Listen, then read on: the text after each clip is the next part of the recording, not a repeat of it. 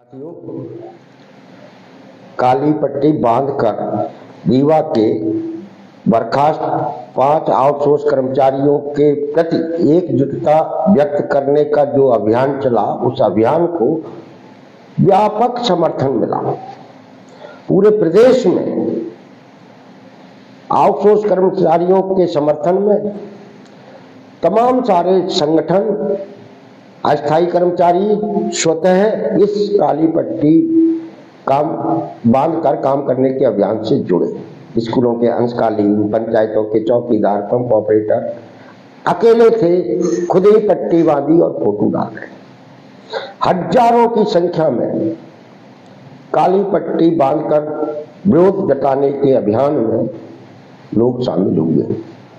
महिला आउटसोर्स कर्मचारियों ने तो बड़ा उत्साह के साथ और संघर्ष के जज्बे के साथ इस अभियान में हिस्सेदारी की, चाहे वो हमीदिया के हमारे आउटसोर्स कर्मचारी हों, चाहे ग्वालियर के आउटसोर्स कर्मचारी हों, चाहे रीवा के हों, चाहे विदिशा के हों या दूसरी जगह के। यह एकजुटता बताती है कि यदि हम लोग ठान लें तो मध्य प्रदेश से इस आउटसोर्स कल्चर को हमेशा हमेशा के लिए समाप्त करा सकते हैं।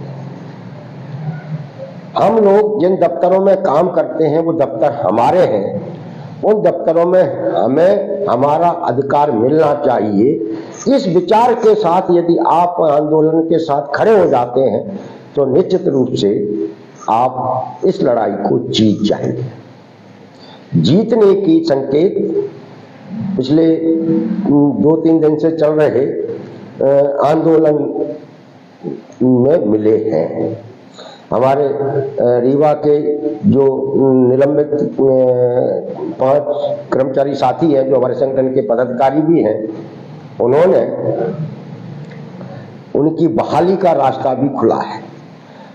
माननीय उप मुख्यमंत्री राजेंद्र शुक्ला जी ने एक सकारात्मक संकेत दिए हैं। संभवतः हमारे साथियों की बहाली हो जाएगी, ये हम लोगों की सबसे बड़ी जीत होगी। लेकिन साथियों, हमको चुप नहीं बैठना है। हमें अपनी लड़ाई को, इस अन्यायकारी कल्चर को समाप्त कराने के संघर्ष को जारी रखना है।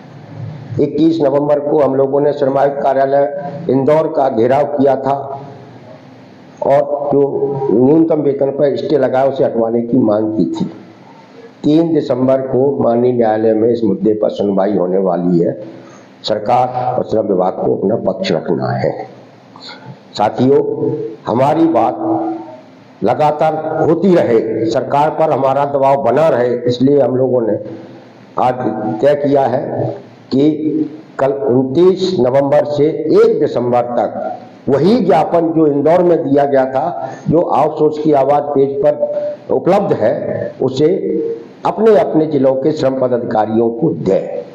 श्रमायुक्त के नाम से ज्ञापन है, वह जितने अधिक संख्या में ज्ञापन वहां पहुंचेगा उतना उन पर दबाव बनेगा और वो हमारे हक में पक्ष रखेंगे। कल मैं मंडला में अपने अस्थायी कर्मचारी, अंशकालीन, ग्राम पंचायत के चौकीदार व्यक्तियों के कार्यक्रम में जा रहा हूँ। वहाँ लोक स्वास्थ्य यांत्रिकी मंत्री आदरणीय संपतिया वीके जी को ज्ञापन देंगे, उनसे भी हमारी बातचीत होने वाली है। सरकार ने हमारे इस आंदोलन को बहुत गंभीरता से लिया है और गंभीरता से लेने का एक ही कारण है कि हम लोग जो लड़ाई लड़ रहे हैं, हम लोग जिन मुद्दों को उठा रहे हैं वो जायज हैं, न्याय संगत हैं और इस मुद्दों पर समाज के व्यापक तबके की सहमति है। मीडिया हमको लगातार इस मुद्दे पर समर्थन कर रहा है, प्राथमिकता से हमको छाप रहा है। हमें इस अवसर का फायदा उठाना चाहिए। तो साथियों, आप सब लोगों ने जो हमारे रीवा के आंदोलनकारी साथियों के साथ जो एकजुटता व्यक्त की है, उसके लिए पुनः आपको धन्यवाद और बधाई। इसी तरीके से आप एकजुटता के साथ इस अन्यायकारी कल्चर को समाप्त कराने के लिए संघर्ष का हिस्सा बने। कोई ये मत सोचे कि ये फलाने विभाग की लड़ाई है तो हम क्यों करें। इस काली पट्टी बांधने के अभियान के दौरान हमको देखने को मिला शिक्षावाद के कंप्यूटर ऑपरेटर इस अभियान से बिल्कुल दूर रहे। उन्हें लग रहा है कि यार हम क्या करेंगे, वो स्वास्थ्यवाद के लोग थे। ये ऑल डिपार्टमेंट की लड़ाई है। मैं उन कंप्यूटर ऑपरेटरों से भी कहना चाहूंगा कि आप अपने अपने विभागों में बहुत कम हैं। यदि आपको अपनी नौकरी सुरक्षित करानी है तो इन सब के साथ आपको खड़ा होना पड़ेगा, क्योंकि कंप्यूटर ऑपरेटर पढ़े लिखे लोग हैं, उन्हें इस पूरे संघर्ष की अगुवाई करनी पड़ेगी, नेतृत्व करना पड़ेगा। इस मानसिकता के साथ इस आंदोलन से जुड़े हमारे एमपीवी के साथी भी काली पट्टी बांधने के अभियान में शामिल हुए।